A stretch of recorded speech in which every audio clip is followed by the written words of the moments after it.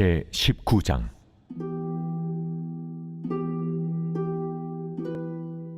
너는 이스라엘 고관들을 위하여 애가를 지어 부르라.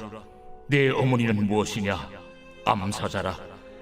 그가 사자들 가운데 엎드려 젊은 사자 중에서 그 새끼를 기르는데 그 새끼 하나를 키우매 젊은 사자가 되어 먹이 물어뜯기를 배워 사람을 삼키매 이방이 듣고 함정으로 그를 잡아 갈고리로 꿰어 끌고 애굽 땅으로 간지라.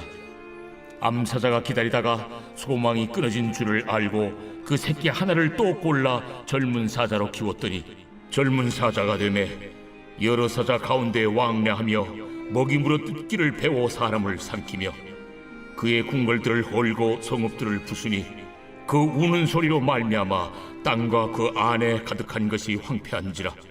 이방이 포위하고 있는 지방에서 그를 치러 와서 그의 위에 그물을 치고 함정에 잡아 우리에 넣고 갈고리를 꿰어 끌고 바벨론 왕에게 이르렀나니 그를 옥에 가두어 그 소리가 다시 이스라엘 산에 들리지 아니하게 하려 함이라.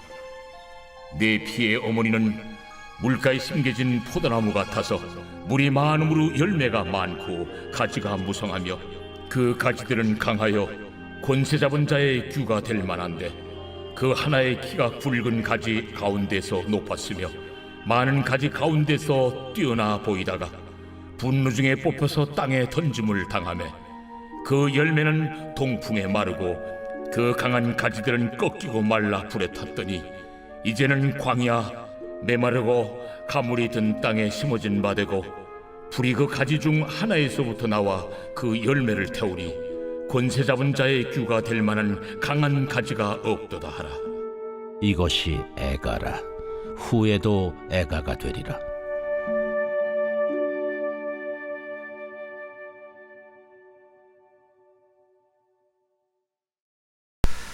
할렐루야. 이른 새벽 우리 주님 전에 오신 믿음의 성도님들을 환영하고 축복합니다.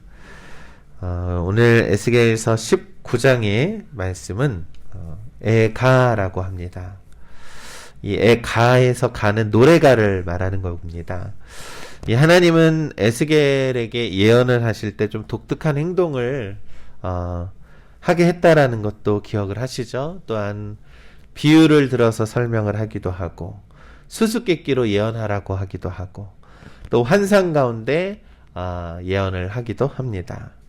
그런데 오늘 본문에서 하나님께서 에스겔에게 애가를 불러라, 즉 노래를 하라라는 것입니다. 그래서 오늘 2절부터 14절까지 있는 모든 말씀을 보면 그것이 다 노래의 가사말이라는 겁니다. 2절에서 4절의 말씀을 보면 부르라 내 어머니는 무엇이냐 암사자라. 그가 사자들 가운데 엎드려 젊은 사자 중에서 그 새끼를 기르는데 그 새끼 하나를 키우매 젊은 사자가 되어 먹이를 물어 뜯기를 배워 사람을 삼키매 이방이 듣고 함정으로 그를 잡아 갈고리로 꿰어 끌고 애굽 땅으로 간지라 라고 말씀하죠. 이 내용을 살펴보면 어미 사자가요 새끼를 키워서 젊은 사자가 되었는데 그 젊은 사자가 사람을 잡아 먹은 겁니다. 그래서 그 이방 민족들이 이 포악한 사자를 잡아가자라고 해서 이집트로 잡고 끌고 갔다라는 겁니다. 이것은 유다의 역사를 가리키는 거죠.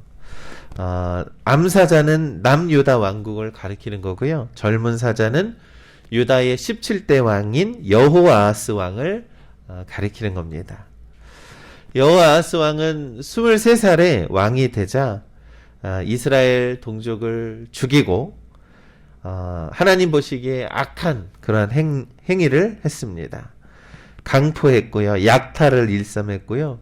또 애굽을 들어서 우리 애굽도 우리 넘볼 수 있겠다라고 하면서 애굽을 두려워하지 않았습니다. 그로 인해서 애굽의 바로 왕이 분노하여서 그를 3개월 만에 폐위시키고 여호아하스 왕을 애굽으로 잡아갔습니다. 바로 그 내용을 2절에서 4절은 말하고 있는 것이죠.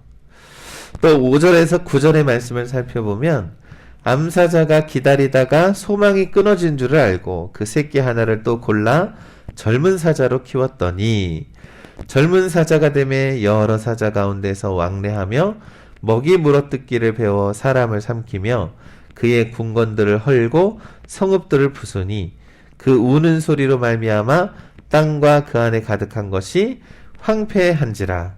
이방이 포위하고 있는 지방에서 그를 치러 와서 그의 위에 그물을 치고 함정에 잡아 우리에 넣고 갈고리를 깨어 끌고 바벨론 왕에게 이르렀나니 그를 옥에 가두어 그 소리가 다시 이스라엘 산에 들리지 아니하게 하려 함이라 라고 합니다.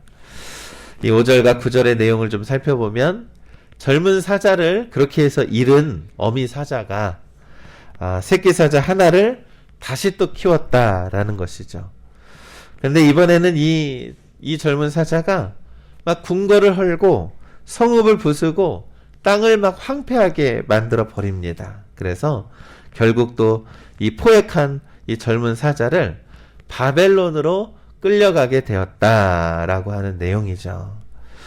여러분 이 이야기는 남유다의 18대 왕인 여호야김 왕의 이야기를 말하는 겁니다. 이 18대 왕이 된 여호야김은요, 궁정과 성읍을 헐고 선지자들을 살해하고 하나님의 말씀에 기록된 그 두루마리를 불태웠습니다. 하나님 보시기에 아주 악독한 왕이었죠.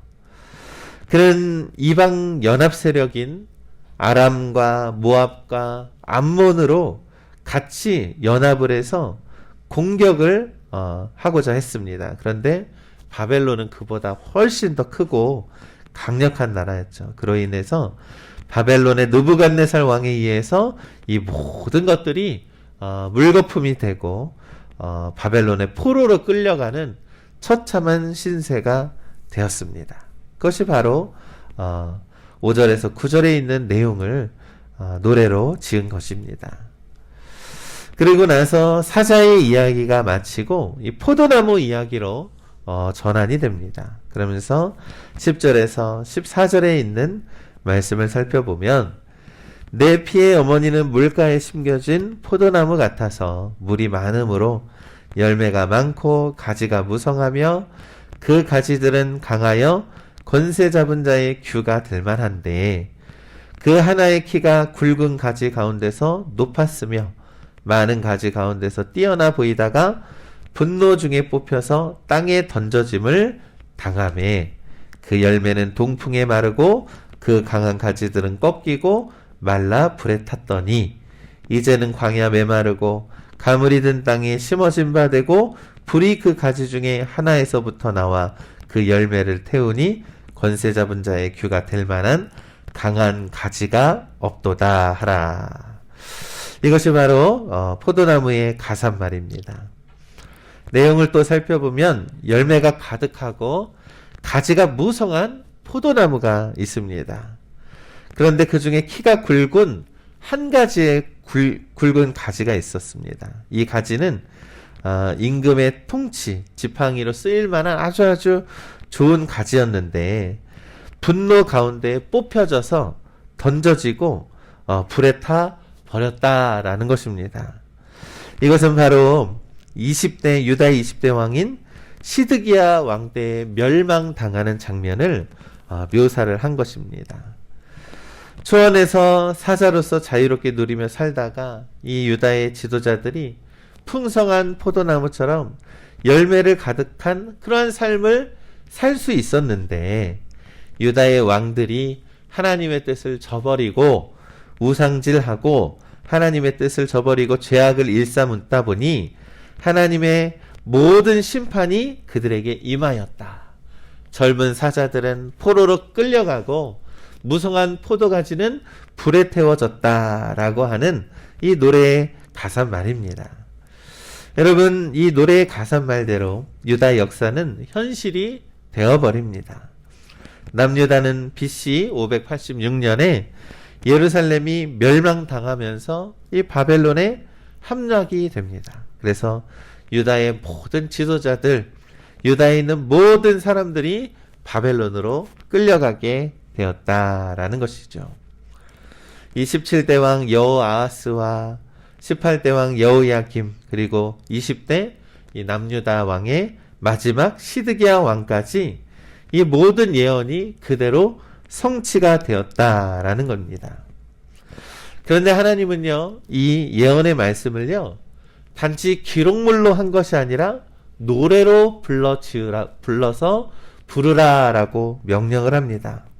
1절에 너는 이스라엘 고관들을 위하여 애가를 지어서 부르라라는 것이죠. 그리고 마지막 절에 이것이 애가라 후에도 애가가 되리라라는 겁니다. 우리 믿음의 성도 여러분, 하나님께서 왜 노래를 지어서 이것을 계속해서 부르라라고 하셨을까요? 그것은 바로 기억하라는 겁니다. 이 애가란 슬픔을 표현할 때 부르는 그러한 노래입니다. 이 에스겔을 통해서 이 기록하시는 이 예언은요, 단지 남유다의 멸망을 예고하는 것뿐만이 아니라 후대의 사람들에게 노래로 계속 불러서 너희들이 무엇을 잘못했는지, 무엇을 잊고 사는지, 하나님을 왜 저버렸는지에 대해서 똑똑히 기억하라 라는 그런 의미를 가지고 있는 것입니다. 여러분, 이 남유다의 멸망은 단지 역사적인 어떠한 사실에 의해서 무너진 것이 결코 아니죠. 그들은 하나님의 말씀을 거역했고 우상 숭배를 했고 그들은 하나님 보시기에 가증한 일을 저질렀기 때문에 심판을 받은 것입니다. 그래서 이스라엘 백성들로 하여금 후대에도, 너희들 때가 아니라 이 믿음의 후대의 자손들에게도 이 노래를 지어 불러서 그들을 꼭 기억하게 하라라는 것입니다. 하나님은 오늘 우리들에게도 말씀합니다. 하나님을 잊지 말고 기억하라는 겁니다. 어떠한 하나님을 기억합니까? 심판하시는 하나님이시지만 또한 회복하시기도 하고 생명을 주시는 분이 바로 하나님이심을 우리가 잊지 말고 기억해야 한다는 겁니다. 오늘날 역사는 자꾸 반복된다라는 말을 합니다. 우리는 너무나도 어리석어서 하나님의 뜻을 저버리기가 너무나도 쉬운 그러한 연약한 존재입니다. 그러나 하나님께서 이 애가를 부르게 했듯이 우리가 잊지 말아야 하는 것은 하나님의 위대하심과 하나님의 심판하심과 하나님의 구원하심을 우리가 결코 잊지 말아야 합니다. 그러니 오늘도 위대하신 하나님을 찬양하면서 온전히 하나님의 말씀의 뜻과 하나님의 뜻에 따라 살아가는 우리 믿음의 성도님들 되시기를 우리 주님의 이름으로 간절히 축원합니다.